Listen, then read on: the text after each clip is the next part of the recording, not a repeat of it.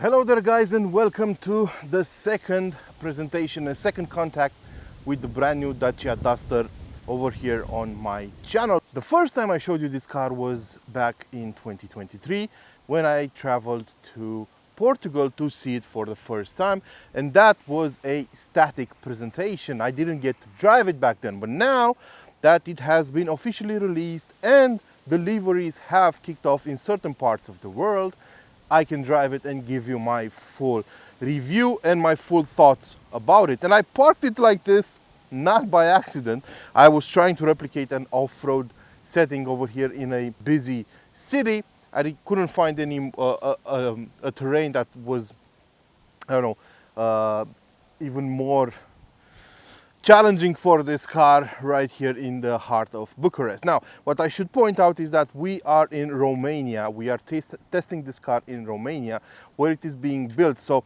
this is where the first deliveries are kicking off. So if your car hasn't arrived yet, even though you put down money for it, don't be afraid, don't fret. It will arrive. We're just lucky enough to be really close to the factory over here, so we had to get our hands on one. What is the Dacia Duster? Well, if you have to ask that question, you probably are watching the wrong video, because this car is a celebrity, especially in Western Europe. This has become the best-selling SUV for private customers in Western Europe. This is the best-selling B-segment SUV in Western Europe, and it has a lot to say for itself. It is a very popular choice for a particular reason. It is incredibly cheap, or it used to be.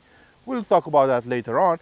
It is incredibly cheap for what it offers, and it is a very reliable and a true workhorse for a lot of families. So a lot of people are buying it sometimes as their main car, but sometimes as their second car, the one they use for, I don't know, all sorts of endeavors, from traveling to the family out in the country to doing a lot of work with it and so on. It's really easy to maintain, and it's really cheap to maintain as well.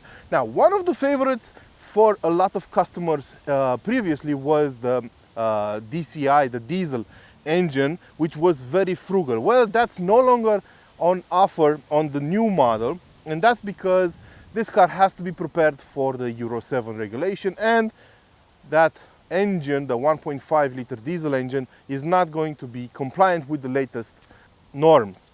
So that has been taken out of the equation. Now we have a range that's made up exclusively of petrol engines, and you also have a full hybrid choice. The one we showed you on the Jogger, the same powertrain we showed you on the Renault Captur, on a lot of Renault and Dacia models. It's the 1.6 liter naturally aspirated engine combined with two electric motors and an automatic multi-modal gearbox. Now, the car next to me is not that. The car next to me is the only 4x4 choice you can get. Now, that was also one of the main reasons why the Duster was really popular, because it knew how to off-road really well. It had great approach angles, great departure angles, and great breakover angles. It was available with all-wheel drive, and you had a lockable system for the all-wheel drive setup. So what is this then? Well, this is the 1.2 liter 3-cylinder mild hybrid engine that was unveiled in 2018 according to Renault, but I haven't seen it on a lot of Renault or Dacia models until recently, a lot more recently. So it's a 3-cylinder turbocharged 48 volt mild hybrid system that uses the battery stored right under the passenger's seat. You can actually see the cover when you pull the seat back enough. It has 130 horsepower and 230 newton meters of torque. The good part is that that torque is available really low, so at 1750 RPM, and you also have the same gearbox setup as on the previous diesel. So the first gear is actually identical, so you have plenty of grip and torque in the first gear if you want to go off-roading. We also have a 36-degree departure angle, 31-degree approach angle, and 24-degree breakover angle. So really good specs for this car. The all-wheel drive system has been improved according to Dacia, and it's a Haldex type system, and it has a rotary knob inside the car that allows you to switch between different driving modes, which is quite impressive. All of that is done using the electronic nannies, so basically using traction control. That means a lot of technology has been added to this car, and I had the opportunity of testing it in a serious off-road workshop organized by Dacia in Spain a couple of months ago, and I was impressed by its capabilities. Now, some people will be saying that you don't get to stick this car in 50-50 four-wheel drive lock mode anymore. That's false, because you have a dial, as I said, that allows you to enter four-wheel drive mode, and that actually locks up the split between the torque split between the two axles at exactly 50-50. And I used it on a series of off-road challenges, and I was blown away by how well it worked. But that's not all that changed on this car. It also uses the CMF-B platform from Renault, which is a lot more advanced than the J10 platform the old Duster used. Basically, that was a platform used by the first two generations of Duster, and it was really showing its age. The refinement was not there. The car felt very flimsy, and a lot of people complained about that. Well, with the new CMF-B platform, we should see some drastic improvements in terms of NVH, in terms of refinement, and everything else in between. So we'll talk about that later on. Now, if I have to dissect the exterior design of this car, then the designer didn't really do his job, right? I'm not going to say a lot about it. It's just that in person it looks absolutely brilliant. I love the way it looks. It feels like a lunar rover, if you will, a moon scouting car, if you will. It is absolutely impressive. You can now get 18-inch wheels on these cars with diamond cuts, and they actually look great. I know I've spoken with a couple of Duster owners. They have the previous generation. They said that they prefer smaller wheels for their off-roading adventures. Now that's okay. You can get 16-inch wheels as well. The car comes with 17-inch wheels as standard in this trim, which is the extreme trim, and you can get optional 18-inch wheels like the ones we have. I love these protections around the fenders. I love this bit over here. They are all made of recycled plastics. I love the bumper that uses paint injected plastics, so that whenever you hit it or scrape it, it doesn't lose its paint. I love the shape of the headlamps, and I love the shape of the car overall. Now, you should know that it's not as big as it seems in video or on photographs. This is still a subcompact crossover. That means you only get a total of 4.34 meters in length, which is roughly identical to the old Duster in terms of length. The ground clearance will depend on the model you go for. Over here we have the extreme version with all-wheel drive, which means you have a ground clearance of 217 millimeters. On the hybrid version, the E-Tech version, you get a lower ground clearance, and if you go for the Journey spec, which is the top luxury spec, if you will, you only have a ground clearance of 210 millimeters. So we have an extra 7 millimeters of ground clearance over here. Well, I don't think any of them will struggle in any kind of conditions with their respective ground clearances. Now, as you can already tell, a lot has changed inside the car as well. Basically everything, not just a lot. So we have a completely new design, and we're being told that this design will be used on every new Dacia model from now on. So every new Dacia model will be inspired by what you see here. So there are plenty of good things to talk about, and there are some bad things to talk about. For example, I love the way this dashboard looks. It is sitting up high, and it gives you an impression that you are inside a very massive car, like, I don't know, the Jeep Wrangler, for example. And the dashboard is very upright and very slim cut. So it makes you feel like you're in a very aggressive car. When you're sitting behind the wheel, you see the hood and the creases it has in it, and it feels really massive. You feel as if you have a power dome down the middle, which actually you kind of do have. And you get the feeling that you're driving a very much more expensive and more powerful car. So that's a very good thing. I love the steering wheel, for example. I love the shape and the feel. It's wrapped in leather and it feels really nice to the touch on this tester. I love the shape of the air vents. I love the fact that we have physical buttons for the AC. I love to have the fact that we have a little shelf over here for your phone and so on. So everything has been done really nicely. The ergonomics are okay.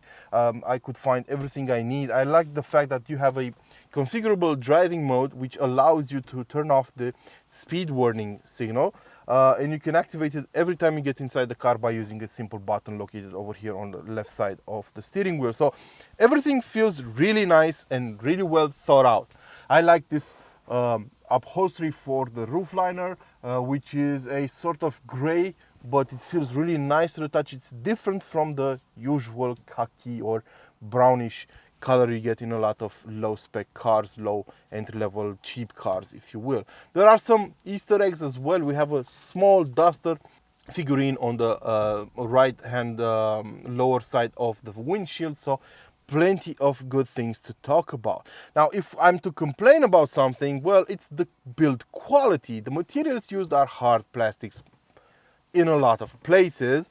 But that's something you would expect from a low price manufacturer. For example, Dacia always told us that they are only planning on offering the bare necessity, the bare minimum you can ask for in a car in order to keep the price as low as possible. So they're not about luxury or anything like that. They are actually about offering a product that's going to be easy to maintain, and it's not going to ask for a lot of money later down the road. In that regard, we have the new micro cloud upholstery over here on the seats. This is a synthetic material that's impermeable and you can actually power wash. It's impermeable and it can't be soiled. So it's supposed to be very, very resistant on the long term.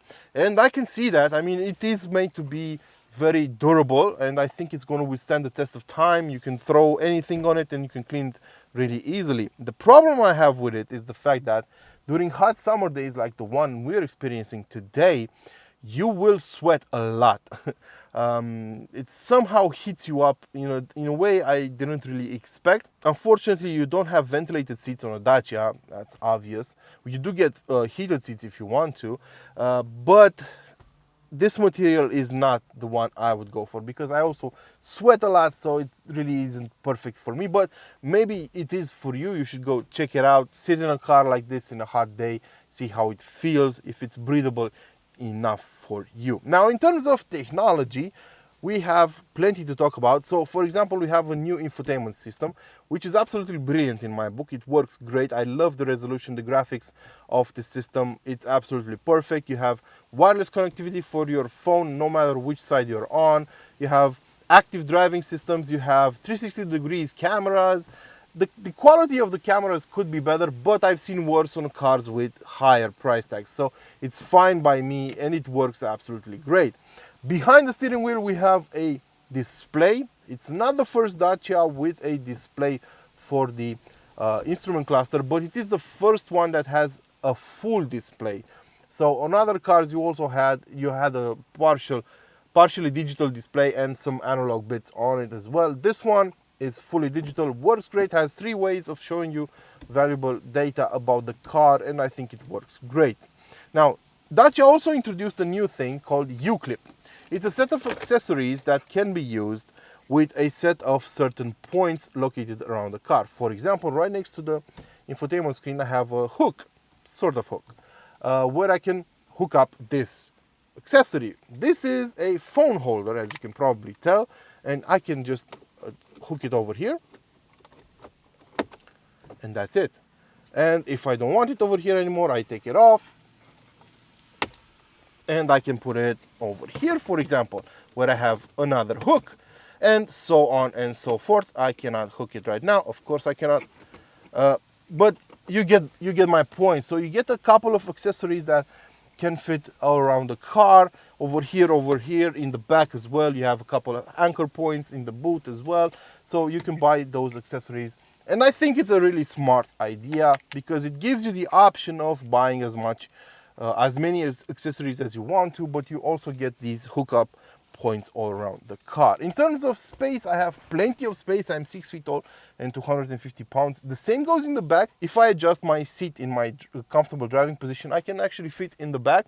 I actually carried 5 grown men in this car, and it wasn't exactly the most comfortable trip, but they fit. For shorter trips, it should be fine, and I think that's great. The boot has a capacity of 350 to 450 liters depending on the configuration. This one is the 4-wheel drive version with a full spare tire, and that takes up some of the space under the boot floor, so you only have 354 liters of space, but on some other cars you get more room. Now let's set off, let's drive this car and talk about how it feels. Okay, so what kind of engines do you get on the new Dacia Duster? Well, the range is basically composed of 3 choices, quite different altogether, and we no longer have a diesel, at least over here in the EU. So that's going to be sorely missed by those who preferred that type of combustion on their cars. And to be fair, the 1.5 liter diesel was quite good in most applications, but the new regulations regarding emissions and whatnot made it impossible for Renault and Dacia to keep it available on the long term. So the entry-level engine choice will be the 1 liter turbocharged 3-cylinder. We've already known on the Sandero and on the Logan range for quite some time. That can be had with LPG as well, and then you move up to this 1.2 liter new engine. It's a 1.2 liter 3-cylinder power plant, developed on the backbone of the 4-cylinder 1.33 liter engine that was developed by Renault in collaboration with Mercedes. This one is a 3-cylinder compared to that one, which was a 4-cylinder, and it's a mild hybrid. It uses variable timing, and it has a timing chain, not a timing belt. It uses variable geometry turbines, and it uses the Miller cycle, so it should be quite efficient overall. On top of that, you add the fact that it's a mild hybrid, but mild hybrid engines normally are not exactly as efficient as people would expect when they hear the hybrid part of the nameplate. To be more precise, I drove this car with this engine around town for over 110 kilometers, and I got an average fuel consumption of roughly 10 liters per 100 kilometers covered. So that's quite a lot, but I'm guessing in less busy cities, that's not going to be such an issue. On the highway, that fuel consumption dropped to 7.5 liters per 100 kilometers covered, keeping the car at 130 kilometers an hour, while on B roads outside the city limits, I saw an average of under 5 liters per 100 kilometers covered, with an average speed of about 77 kilometers an hour. So interesting numbers, not exactly the fuel saver people might have hoped for, but then again, this is just the mild hybrid version. The full hybrid version, you also get a full hybrid version in the range, is based on the same e-tech technology we've seen on Renault models and other Dacia models so far. So it's using a 1.6 liter 4-cylinder engine coupled to 2 electric motors, one that moves the wheels and one that it's just meant to be used as a clutch, along with a multimodal gearbox. That's what Renault calls it. Basically, it's a gearbox with up to 15 different driving modes. It has two gears for the electric motor and 4 for the internal combustion one. It's a rather simple conjunction, actually. It's not that complicated as it may seem. And I drove that in Spain late last month, and I saw an average fuel consumption of around 5 liters per 100 kilometers covered. But that included city driving, outside the city, on the highway, so it was quite efficient. I'm guessing that will get the same energy consumption or fuel consumption figures as I got on the Jogger. So that would be my choice if I wanted this car for city driving.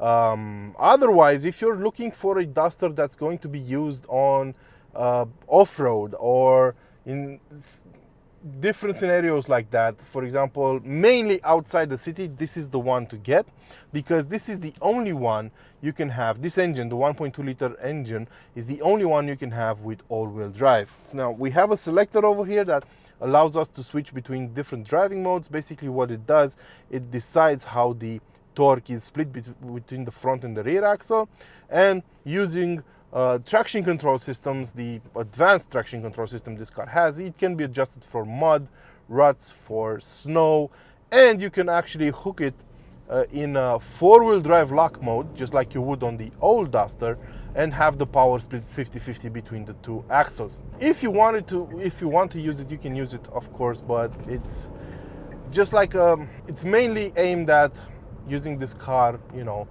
outside the city limits on gravel or really tricky situations. I tested this car on an off-road scenario last month, and it was incredible, especially when it comes to approach angles, departure angles, and of course the ground clearance helped a lot. I had no issues with the traction whatsoever, and I found it incredibly useful. Now, an interesting thing to note is that some people will say that since the diesel is gone, and since the diesel had a lot of torque down low, the first gear will become rather unusable. Well, that's not necessarily the case. Renault and Dacia officials told me that on these 4x4 cars, the gearbox has a different ratio for each gear compared to the 4x2 versions. On this one, with the 4x4, you have the exact same ratio on the first gear as you used to have on the 1.5 liter diesel not too long ago. So quite impressive overall. So the torque difference between this engine and the diesel engine, the 1.5 diesel, is only 30 Newton meters of torque. And on this one, you also have that assistance from the electric motor. So you never really actually feel like any decrease in power or torque or anything like that. If anything, I think this engine and this car in this configuration doesn't really have a straightforward acceleration. It's not quite linear throughout the range, the rev range. And I noticed that because when you set off, it's quite punchy off the line, and then it starts to stave off, to dull as you climb into the revs and in terms of speed. And sometimes when you accelerate hard, it seems like the electric motor is giving you an oomph and then dies off. So sometimes, at least that's been my experience so far with this car, it feels like it has some ups and downs in the torque range. Quite interesting. But what I can definitely tell you is that this engine feels rather well balanced. It's one of the most, it's one of the most balanced 3 cylinders I've ever driven, and right now it's one of the best 3 cylinders I've ever driven overall, not just from a vibration point of view. I can also tell you that this is not a sluggish car. It feels rather zippy around town. It's not a neck breaker. It will do 100 kilometers an hour in 11 seconds, so it's not a neck breaker, but you don't really have to push it really hard in order to get everything out of it. As a matter of fact, over 4,000 RPM, it kind of dies off. So everything happens between, 1,000 and 4,000 RPM. You even have an indicator in the dashboard that shows you where you should actually change gears.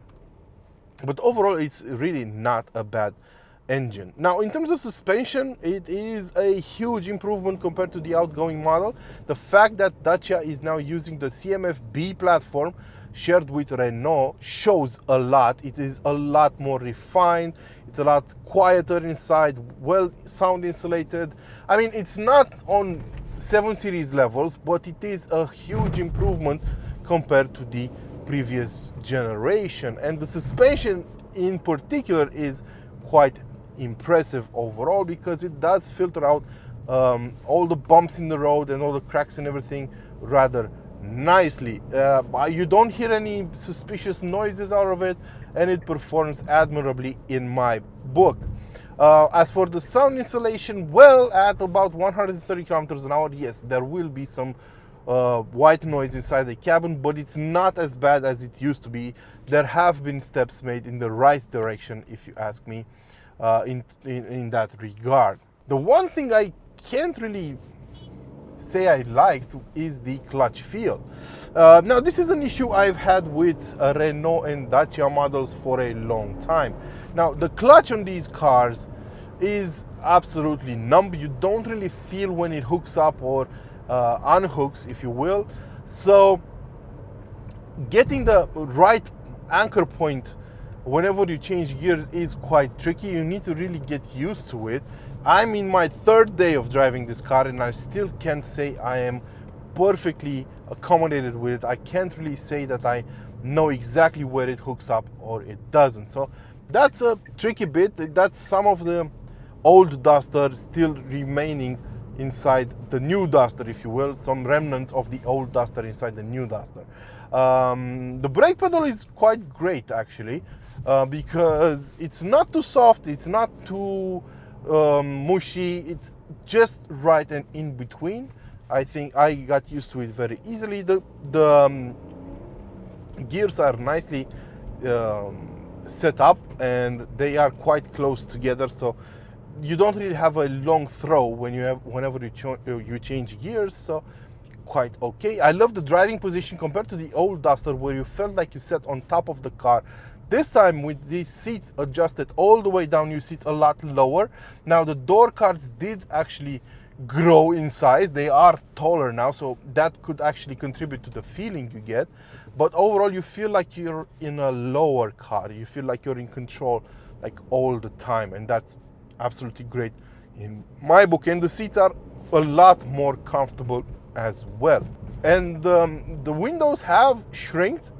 They are a lot shorter and narrower, but you don't really feel that inside the car. Even the windshield seems smaller, but visibility is great all around, and parking this car is easy, especially since you have an 360-degree camera setup in it. Now, even without it, I think you should be able to park this car and know its surroundings rather easily. So what's the takeaway regarding the Duster? Well, in my book, it is the best iteration of the Duster today.